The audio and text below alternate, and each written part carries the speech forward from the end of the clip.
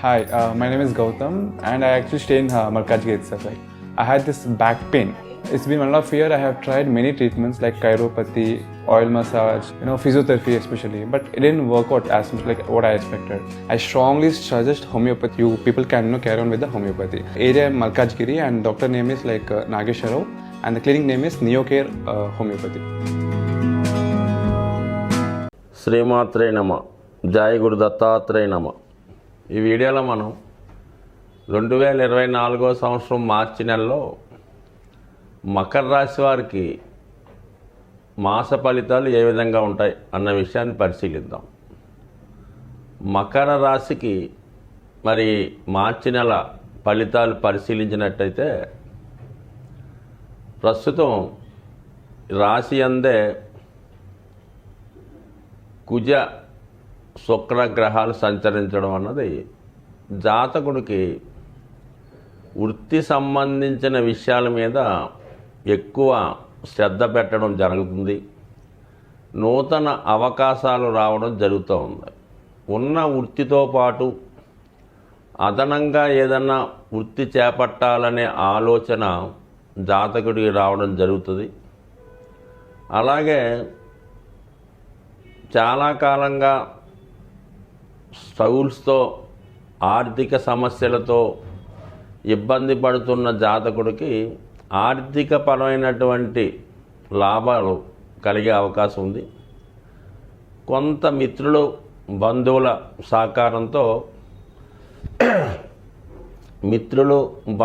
సహకారంతో జీవితాన్ని మళ్ళా కొత్తగా ప్రారంభించే ప్రయత్నాలు ఈ సమయంలో జాతకుడు చేపట్టవచ్చు. అయితే ఇంకా మనకి ఈ 2వ స్థానంలో ధనస్థానంలో ఒక విధంగా రవిగ్రహ సంచారం జరుగుతుంది. అలాగే శనిగ్రహ సంచారం జరుగుతుంది. సో బుధుడు కూడా ఇంచుమించుగా మనకి మార్చి 7వ తారీఖు వరకు ధనస్థానంలో సంచరించడం జరుగుతుంది. సో బుధుడు శని కుటుంబ స్థానంలో కలిసి ఉండడం వల్ల కుటుంబ సభ్యులతో కలిసి ఏదైనా అదనపు ఆదాయం కోసం ఏదైనా వ్యాపారం లాంటిది చేపడదామని ఆలోచన రావచ్చు. దాని కొరకు ఏమైనా ప్రభుత్వ సహకారం ఏమైనా లభిస్తుందేమో అన్నటువంటి ప్రయత్నాలు చేయవచ్చు. సో ఈ కారణం వల్ల ఖచ్చితంగా జాతకుడికి ప్రభుత్వ సహకారంతో కుటుంబ సభ్యుల సహకారంతో నూతన ఉపాధి అవకాశాలు ప్రారంభించే అవకాశం ఉన్నది.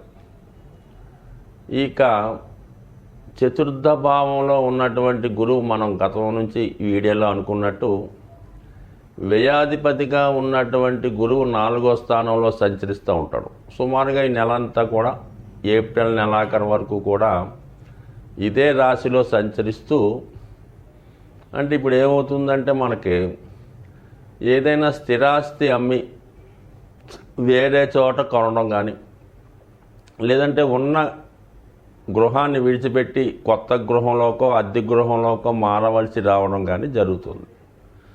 మరి కొంతమందికి జీవనోపాధి నిమిత్తం మొత్తం ఒక ప్రాంతం నుంచి వేరే దగ్గరలో ఉన్నటువంటి పట్టణానికి మైగ్రేట్ అయ్యి అక్కడ జీవన విధానం సాగించే అవకాశం ఉంది. సో అటువంటి వారికి ఈ మార్చి 16వ తారీఖు తర్వాత గురువు భరణి నక్షత్రం 3వ పాదంలో సంచరిస్తూ అత్యంత శుభస్థానమైనటువంటి పుష్కర నవాంశలోకి ప్రవేశించడం జరుగుతుంది. సో ఈ కారణం వల్ల ఈ సమయంలో జాతకుడు అంటే మార్చి 16 తర్వాత ఏ ప్రయత్నం చేపట్టినా అది అద్భుతంగా సక్సెస్ అయ్యే అవకాశం ఉంది. కాబట్టి ఒక గృహప్రవేశం కానీ, నూతన వ్యాపారం కానీ, కొత్త ఉద్యోగాన్ని చేపట్టడం కానీ, లేదంటే ఏదైనా ఒక శాస్త్రాన్ని నేర్చుకోవడం మొదలెట్టిన ఈ సమయంలో జాతకుడు మంచి ఫలితాన్ని పొందడం జరుగుతూ ఉంది. సో ఇక మనకి ఈ మార్చి 7వ తారీఖు తర్వాత ఈ బుధగ్రహం మనకి 3వ స్థానం అయినటువంటి మీనరాశిలోకి ప్రవేశించడం జరుగుతుంది. అక్కడ ఉన్నటువంటి రాహుతో కలిసి ఉండడం వల్ల జాతకుడు తన అభివృద్ధి కొరకు ఏదైనా కొత్త విషయాన్ని తెలుసుకోవడం, అలాగే ఏదన్నా ఒక మిత్రుల సహకారంతో, ముఖ్యంగా విదేశంలో ఉన్నటువంటి మిత్రులు కానీ, ఇతర మతానికి సంబంధించిన వ్యక్తులు, ఇతర దేశానికి సంబంధించిన వారితో కలిసి కొత్తగా ఏదన్నా స్థాపించే అవకాశం ఉంటుంది. ముఖ్యంగా రాహు 3వ స్థానంలో ఉన్నప్పుడు ఏదన్నా మీడియాకి సంబంధించింది, టీవీ, సెల్ ఫోను, అలాగే యూట్యూబ్, సినిమా రంగానికి సంబంధించింది ఏదో ఒక టెక్నాలజీలో ఏదో ఒక బ్రాంచ్లో చేరి కొత్తగా జీవన విధానం సాగించుకున్న వాళ్ళకి కూడా కొంత టెక్నాలజీ సహాయపడుతుంది.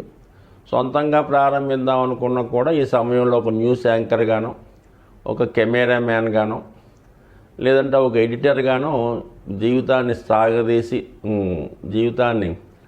సాగదీసి చేసే ప్రయత్నం ఈ సమయంలో ఉండే అవకాశం ఉంది ఈ జాతకుడికి. అంటే మొత్తం మీద గ్రహాలు, ఎక్కువ గ్రహాలు ఏంటంటే మకర, కుంభరాశుల్లో సంచరిస్తున్నాయి ప్రస్తుతం. సో ఈ కారణం వల్ల ఏంటంటే ఈ జాతకుడు ఏ పని చేపట్టినా, ముఖ్యంగా ఈ మకర రాశి వారు ప్రతి పని చేయదాకా వచ్చి చివరి నిమిషంలో జారిపోయినట్టు ఉంటుంది. చేసిన ప్రయత్నం అంతా వృధా అవుతూ ఉంటుంది, ధనం ఖర్చు అవుతుంటుంది, ఏ పని ముందుకెళ్ళదు, ఆదాయం తగ్గుతుంది. ఈ విధమైనటువంటి చికాకులు జాతకుడు ఎదుర్కోవడం జరుగుతూ ఉంటుంది. సో ఏదైనా నెల ప్రారంభంలో 15 రోజులు ఇబ్బంది పడినా తర్వాత 15 రోజులు ఖచ్చితంగా జాతకుడు మంచి ఫలితాన్ని పొందడం జరుగుతూ ఉంటుంది. ముఖ్యంగా ఆర్థికపరమైన సమస్యలు కొంతవరకు సాల్వ్ అయ్యే అవకాశం ఉంది. ముఖ్యంగా మరి ఈ మార్చి 7వ తారీఖు నుంచి మార్చి 31 వరకు కూడా శుక్రుడు మరి కుంభరాశిలో ప్రవేశించి శని భగవానుడితో కలిసి ఉండడం వలన కుటుంబంలో శుభకార్యాలు కానీ, మీ కుటుంబంలో ఉన్నటువంటి స్త్రీలకి ఏమైనా ఉద్యోగ ఉపాధి అవకాశాలు రావడం కానీ, కుటుంబ ఆదాయం పెరగడం కానీ జరుగుతుంది. అంటే మరి ఈ మకర రాశి వారికి మిత్రగ్రహాలైనటువంటి శని, బుధ, శుక్రగ్రహాలే చాలా ఇంపార్టెంట్. రాహు కూడా మిత్రగ్రహంగానే పరిగణించాలి.